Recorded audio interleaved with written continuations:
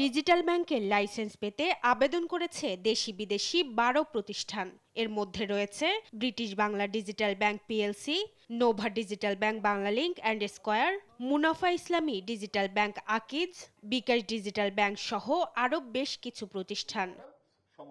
তবে নতুন সরকার গঠনের মাত্র একদিন আগে জরুরি পর্ষদ ডেকে একটি বিশেষ গোষ্ঠীকে ডিজিটাল ব্যাংকের লাইসেন্স দেওয়া হচ্ছে বলে অভিযোগ করেছে Bangladesh bank officers welfare council.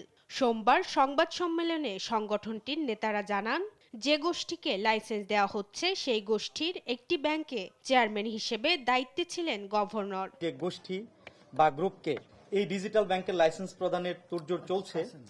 Governor মহোদয় ইতিপূর্বে সেই একই গোষ্ঠীর একটি ব্যাংকে চেয়ারম্যান হিসেবে দায়িত্ব পালন করেছেন।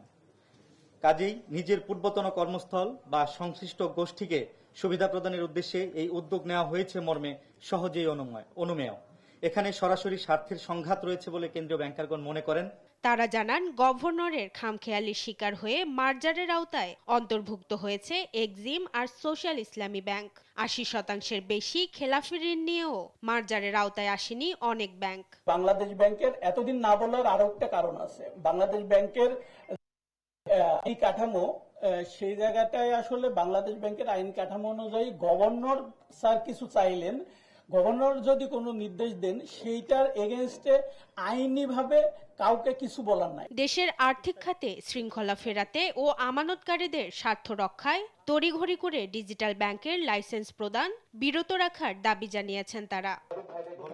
মাকদুরা মিতি, দেশ টিভি, ঢাকা।